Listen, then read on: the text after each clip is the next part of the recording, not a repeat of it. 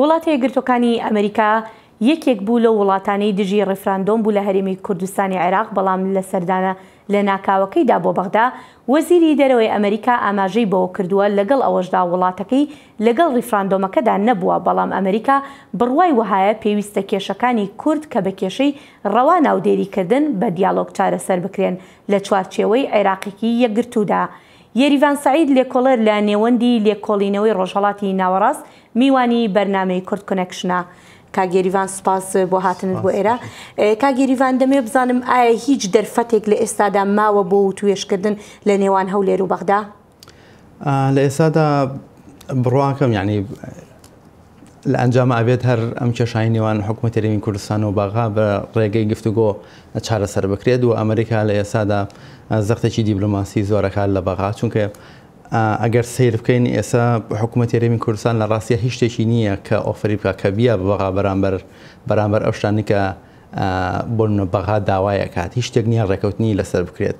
حکوومەتی هەرێمی کوردستان دەیتوانی پێشتر پێشەوەی کەرکووک ڕوو بدات لە 16 مانگە ئەیتوانین لەسەر کەرکووک و واروەها ئەو کێشانەی کە هەن لە نێوان بەغا و هەولێرە گفتوگۆیشی باشی بکردایە بۆ ئەوەی کە بیتوانایە بگەونە ڕێکەوتنێکی باش. بەڵام لەگەڵ ئەوەشە ئەمریکاەوە دەستەوەستان ناوەسێت، ئەوێ دڵنیا بێت کە حکوومەتی هەرێمی کوردستان بەلایانی کەمەوە بە ئەو پێگەی پێش 2013ەوە ئەو شوێنانی کە کۆنتترۆلی کرد بوو بمێنێتەوە، چونکە ئەمریکا ئازانێ ئەگەر بێت و هاوسەنگێک لە نێوان هەولێر و بەغا نەبێت بەرژەوەندەکانی ئەمریکا هەم ئەکەوێتە مەترسیوە و هەروەها کوردیش بۆ ڕۆژهەڵاتی ناوەڕاست زیاتر کێشەکان قوڵەکاتەوە.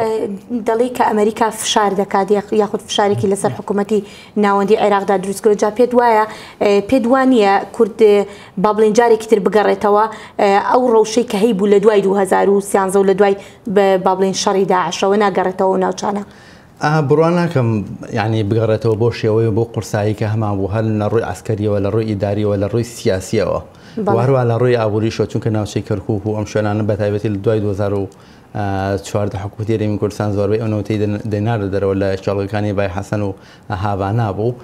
لە دوای 16 مانگەوە لە ڕاستیە کەرکووک لە دەست دەرچوو نەک تەنها لە ڕووی ئەسکەریەوە بەڵکو لە ڕووی سیاسیشەوە.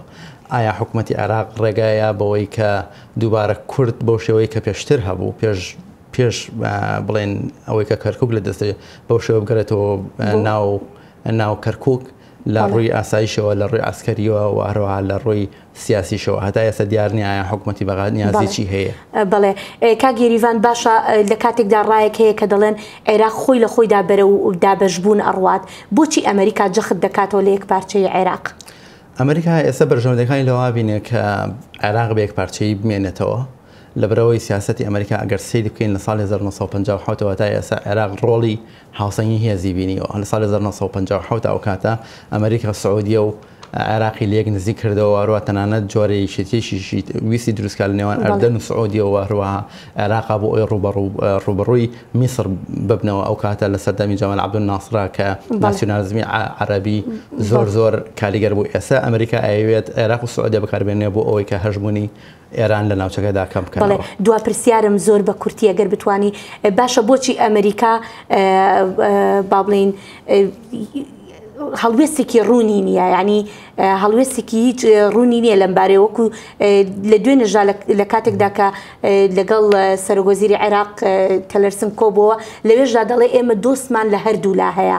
باشە مەبەستی ئەمریکا چییە؟ بۆچی هەڵبەڕوونی هەڵوێستی خۆی ڕاناگەێنێت؟ ئەمریکا نایە کورد لەوە زیاتر تێک بشکێت لە ڕووی سیاسی وەروە لە ڕووی دیبلۆماسی و هەروە لە ڕووی ئەسکەریشەوە لە ئەو ناوچە لە عێراقدا. لەبەرەوەی ئەمریکا وەکو وتم ئەیەوێت هاوسەنگیەک لە نێوان هەولێر و بەغا بێت، چونکە بەرژەوەندەکانی ئەمریکا بۆ شێوەیە ئەپارێزرێ. بڕۆم وایە ئەمریکا زۆر ڕوونە و لە پێش ڕفراندۆمە دوای ڕفراندۆمیش بە تەواتی ڕوون بوو لەوە چ گلەی زۆرمان هەبێت لەوەیە ئەمریکا سیاسەتی دەرەوەی بە تایبەتی لە سەردەمی ترامپا پێش نیازکراونیە و هەروەها ناڕوونە، بەڵام لە کووردا لەگەڵ کوورداوە ڕاستی سیاسەتی دەرەوەی ئەمریکا زۆر ڕوون بوو. ئەمریکا بەدڵنیایە ناوێت کورد لەدەست بە و لە مانکایشان ناوێت عێراق لەدەستدا لەبەرەوە بەرژەوەندی ئابووری و سیاسی و جیۆپۆلیتیشی لەگەڵ عێراقا زۆرە بە ملیارە دۆلار تەنها بڵێن بۆ ڕاهێنان و پڕپێدانی جێش عێراقی و ئەمانە لەگەڵ لە نێوان ئەمریکا و هەروەها عێراقدا هەیە لەبرەوە پێم وایە بەرژەوەندیە نەک تەنها جیۆستراتیجیەکانی ئەمریکا بەڵکو ئاوەریەکانی ئەمریکا ڕێگە بەوە نادات کە بە ئاسانی واز لە عێراق بێنێ بەڵام لەمان کاتیشە ئەو هاوسەنگیە گرنگە لەنێوان هەولێر و بەختە. زۆر سپاس کاگێریڤان سپاس دەکەین بۆم دەرفەتە.